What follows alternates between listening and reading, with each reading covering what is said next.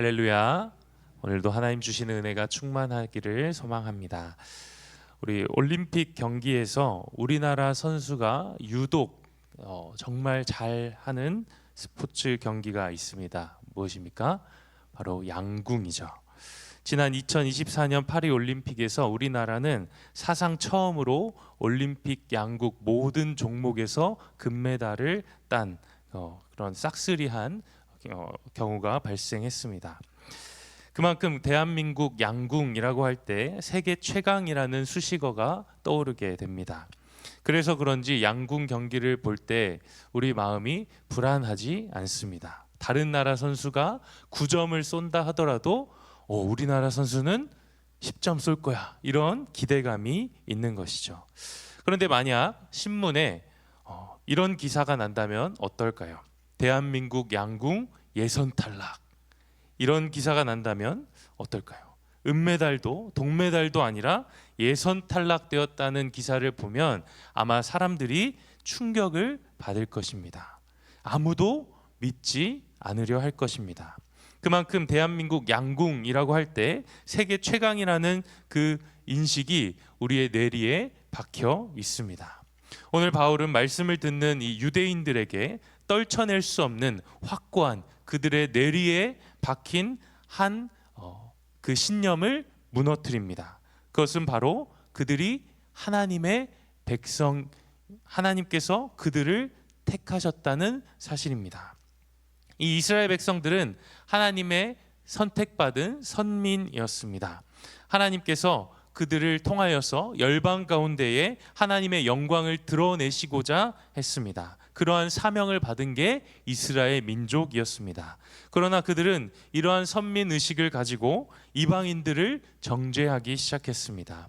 율법을 지키는 자신들은 의로운 사람, 율법을 모르는 다른 민족들은 미개하고 부정한 민족으로 여겼다는 것입니다. 오늘 사도 바울은 이러한 생각으로 똘똘 뭉친 유대인들에게 선언합니다. 하나님께서 유대인만을 택하신 것이 아니라 이방인들도 선택하셨다는 것입니다. 24절 말씀을 보면 이 그릇은 우리니 곧 유대인 중에서뿐 아니라 이방인 중에서도 부르신 자니라 말씀합니다. 하나님께서 긍휼히 여긴 그 긍휼의 그릇은 유대인뿐만이 아니라 이방인들도 포함되어 있다라는 것입니다. 유대인들이 이 이야기를 들었을 때 오늘 우리가 대한민국 양궁 예선 탈락보다 더 큰 충격을 받게 되는 것입니다. 이들은 도저히 믿을 수 없고 또 도무지 믿고 싶지 않은 이 사실 앞에 오늘 사도 바울은 이것이 사실임을 증언하기 위하여 그들이 가장 신뢰하는 말씀, 하나님의 말씀을 통하여서 그들에게 선언하고 있다는 것입니다. 먼저 바울은 호세아 선지자의 말씀을 인용하고 있는데요. 25절과 26절 말씀입니다. 호세아의 글에도 이르기를 내가 내 백성 아닌 자를 내 백성이라 사랑하지 아니한 자를 사랑한 자라 부르리라. 너희는 내 백성이 아니라 한 그곳에서 그들이 살아계신 하나님의 아들이라 일컬음을 받으리라 함과 같으니라. 아멘. 이 말씀은 호세아 1장과 2절에 있는 2장에 있는 말씀을 인용한 말씀인데요. 호세아 선지자가 하나님의 말씀을 따라서 음란한 여자 이 고멜을 아내로 맞이하죠. 그리고 새 자녀를 낳습니다. 근데 그들의 이름이 범상치 않습니다.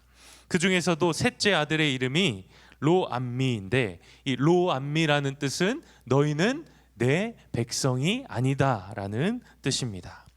하나님께서 범죄한 이스라엘 백성들, 하나님과 상관없이 살아가는 이스라엘 백성들을 이제 버리시겠다 말씀하시는 겁니다. 그들을 심판하시겠다 말씀하시는 겁니다. 그럼에도 불구하고 하나님께서는 이들에게 다시 긍휼을 베풀어 주시는데요. 이때 주신 말씀이 오늘 사도 바울이 인용한 말씀입니다. 호세아 1장 10절 말씀 우리 함께 읽겠습니다. 시작. 그러나 이스라엘 자손의 수가 바닷가에 모래같이 되어서 헤아릴 수도 없고 셀 수도 없을 것이며 전에 그들에게 이르기를 너희는 내 백성이 아니라 한 그곳에서 그들에게 이르기를 너희는 살아계신 하나님의 아들들이라 할 것이라. 아멘. 아멘. 내 백성이 아니라 한 그곳에서 하나님의 아들로 일컬음 받게 될 것이다 말씀하십니다. 즉 이스라엘 백성들이 하나님의 백성이 된 것은 다른 민족들보다 더 경건했기 때문이 아니라, 더 우월했기 때문이 아니라, 성경을 더 많이 알고 율법을 잘 지켰기 때문이 아니라 오직 토기장이신 하나님의 전적인 은혜였다는 것입니다. 그들의 혈통과 그들이 의지했던 율법이 하나님의 선택의 근거가 되지 않는다는 것입니다. 계속해서 사도 바울은 이사야 선지자의 말씀을 인용하고 있는데요, 27절 말씀을 보시면 또 이사야가 이스라엘에 관하여 외치되 이스라엘 자손들의 수가 비록 바다의 모래 같을지라도 남은 자만 구원을 받으리니 아멘. 이 말씀을 계속 띄워주시고요, 앞서 호세아 선지자가 이스라엘 백성들이 수가 바다의 모래와 같다라는 표현을 했습니다. 이것은 이스라엘 민족의 정체성을 의미하는 것입니다. 하나님께서 아브라함에게 내 씨로 말미암아 너의 자손들이 바다의 모래와 같을지라 약속하셨습니다. 즉 이스라엘은 하나님의 언약의 백성이라는 것입니다.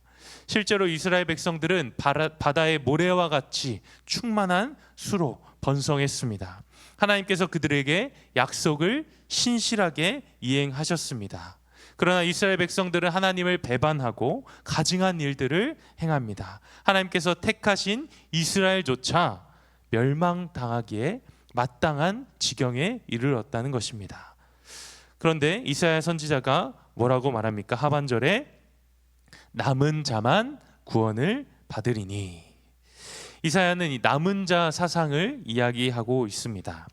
불순종으로 인하여 하나님의 심판 아래 놓인 이스라엘 백성 중에서 하나님께서 전적인 하나님의 은혜로 남겨두신 자들이 있다라는 것입니다. 하나님의 그 약속을 성취하기 위한 하나님의 은혜의 그릇들이 남아있다라고 말씀하시는 것입니다.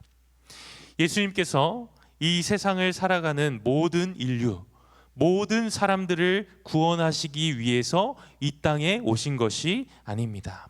오직 하나님께서 택하신 자들, 하나님께서 구원하시기로 작정한 자들, 은혜 받은 자들을 위하여 십자가에서 모든 물과 피를 쏟으셨다는 것입니다. 때로는 이 사실이 우리에게 가혹하게 들릴 때가 있습니다. 특별히 청년들을 지도하다 보면 여기에서 많은 궁금증과 의문증을 품게 됩니다. 왜 모두가 아니라 남은 자들인가? 왜 전부가 아니라 선택받은 자들인가? 하나님의 자비와 긍휼에 의문을 제기하는 사람들이 있다는 것입니다. 그러나 우리가 어제 본문을 통하여 살펴보았듯이 누구를 선택하고 선택하지 않고는 하나님의 주권입니다. 하나님의 선택 앞에 우리가 불의하다 말할 수 있는 자격을 가진 사람이 아무도 없다는 것입니다. 그렇다면 반대로 이것은 무엇을 뜻합니까? 그리스도의 은혜로 구원받은 우리에게 자랑할 것이 아무도 없다라는 것을 의미합니다.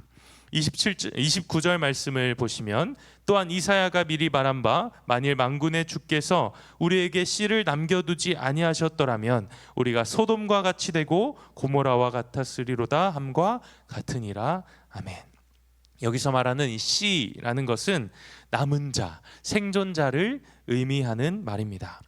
만일 하나님께서 이스라엘 백성들 가운데에 남은 자를 남겨두시지 않았다면 이스라엘 백성들은 소돔과 고모라와 같은 이미 멸망받은 그 심판의 대상이 되었다고 말씀하는 겁니다. 하나님의 택함 받은 이 백성들, 이스라엘 백성들 또한 자랑할 것 하나도 없는 이방인들과 동일한 조건을 가진 민족이다 말씀하는 것입니다. 그러나 이스라엘 백성들은 어떻게 살았습니까? 그들은 은혜를 저버렸습니다. 자신들의 행위를 자랑했습니다. 율법을 자랑했습니다. 그 결과 하나님께서 약속하신 메시아 예수 그리스도께서 이 땅에 오셨을 때 그들은 예수님을 배척합니다. 이방인인 동방 박사들이 예수님을 찾아왔지만 심지어 이스라엘 백성들은 유대 베들레헴에서 메시아가 난다는 사실을 알고 있었지만 그 누구도 예수 그리스도를 받아들이지 않았다는 것입니다. 오늘 본문 32절과 33절의 말씀을 보면 이런 표현이 나오는데요. 부딪힐 돌 그리고 걸림돌, 거치는 바위라는 표현이 나옵니다. 이것은 예수님을 나타내는 표현입니다. 율법과 행위의 법 안에 있는 유대인들에게 예수님은 오히려 걸림돌이 되었다고 말씀합니다. 율법을 지킴으로써 구원을 받는다고 착각했던 유대인들에게 믿음과 은혜는, 예수 그리스도는 오히려 걸림돌이었다는 것입니다. 사도 바울이 고린도전서 1장 23절에서도 이렇게 말하는데요. 우리는 십자가에 못 박힌 그리스도를 전하니 유대인에게는 거리끼는 것이요 이방인에게는 미련한 것이로되. 말씀을 정리하겠습니다. 유대인들은 하나님의 은혜를 입은 자들이었습니다. 그러나 그 은혜를 저버렸을 때 그들의 행위와 율법을 자랑하며 이방인들을 정죄하는 그들의 삶을, 또 반석이신 예수 그리스도를 오히려 걸림돌로 여기게 되었다는 것입니다. 이것은 오늘을 살아가는 우리에게도 마찬가지입니다. 우리의 구원은 전적인 하나님의 은혜입니다. 내가 예배에 빠지지 않고 열심히 나왔기 때문에, 내가 기도 열심히 했기 때문에, 봉사 열심히 했기 때문이 아닙니다. 전적인 하나님의 은혜인 줄로 믿습니다. 아멘. 하나님의 주권의 선택임을 믿습니다. 아멘. 우리가 이 사실을 놓치며 살아갈 때 우리도 유대인들과 같은 모습을 보일 수 있다는 것입니다. 나는 저 사람과는 달라. 난 저 사람보다는 그래도 경건해. 나는 귀한 그릇이고 저 사람은 천한 그릇이야. 여러분들 아닙니다. 바울은 유대인이나 이방인이나 모두가 하나님 앞에서 죄인임을 말씀합니다. 하나님의 사랑받지 못하던 자들이 하나님의 사랑받는 자들로 여겨졌다 말씀합니다. 우리의 행위와 율법을 우리의 공로로 여길 때에, 우리의 자랑으로 여길 때에는 우리는 결국 망하게 되는 것입니다.